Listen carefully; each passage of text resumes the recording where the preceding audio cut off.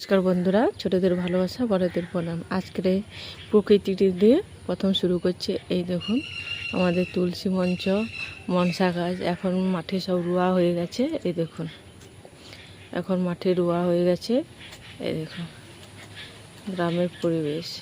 গ্রামের পরিবেশটা যা সকালে শান্ত স্নিগ্ধ একদমই পরিবেশ। এই দেখুন,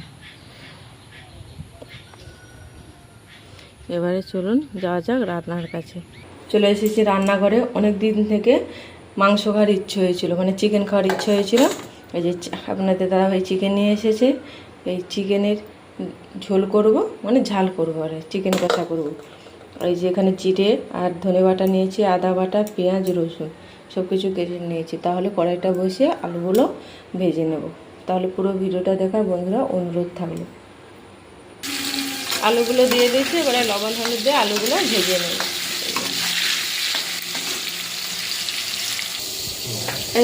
এখানে এই যে লবণ আর হলুদটা বলছে হলুদ গুঁড়ো আর লঙ্কা গুঁড়ো এই যে মেখে নিয়েছি। এবার আলুটা ওইদিকে ভাজা হয়ে গেছে নাকি দেখি। এই যে লাল লাল করে আলুগুলো ভেজে নিয়েছি, এবারে তুলে নেব। কড়াইতে তেল আছে, আর তেল দেবো না, এই তেলে রান্না করব।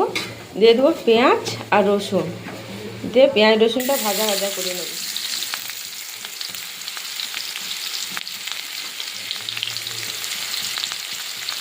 পেঁয়াজ রসুনটা এইভাবে ভাজা ভাজা করে নিয়েছি। এবারে আদা দিয়ে দেবো, দিয়ে ভাজা ভাজা করে নেব।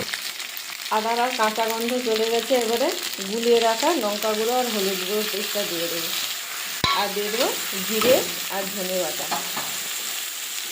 দিয়ে ভালো করে মশলাটা কষে নেব। এই দেখুন বন্ধুরা, মশলাটা কষানো হয়ে গেছে। এই যে মশলা থেকে তেল ঝরে গেছে। এবারে ধুয়ে রাখা চিকেনটা দিয়ে দেবো, আর দেবো কেটে রাখা আলু।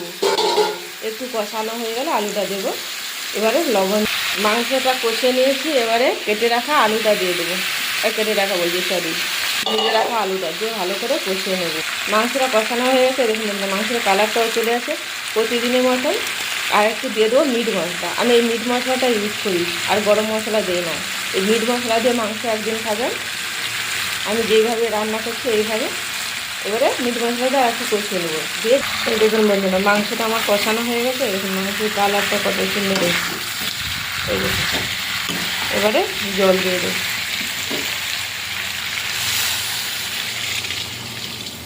দিয়ে ঢাকা দিয়ে দেবো। আমাদের জানলা দিয়ে পরিবেশটা দেখো, রান্নাঘরের জানলা দিয়ে। এই দেখো এত সুন্দর পরিবেশ। মাংসের ঝোলটা আমার হয়ে গেছে, এবারে নামিয়ে নেব। এই দেখুন এইভাবে ঝোল ঝোল থাক একটু, এবারে নামিয়ে নেব। মাংসের ঝোলটা হয়ে গেছে। তাহলে বন্ধুরা আজকে আসছি, টাটা।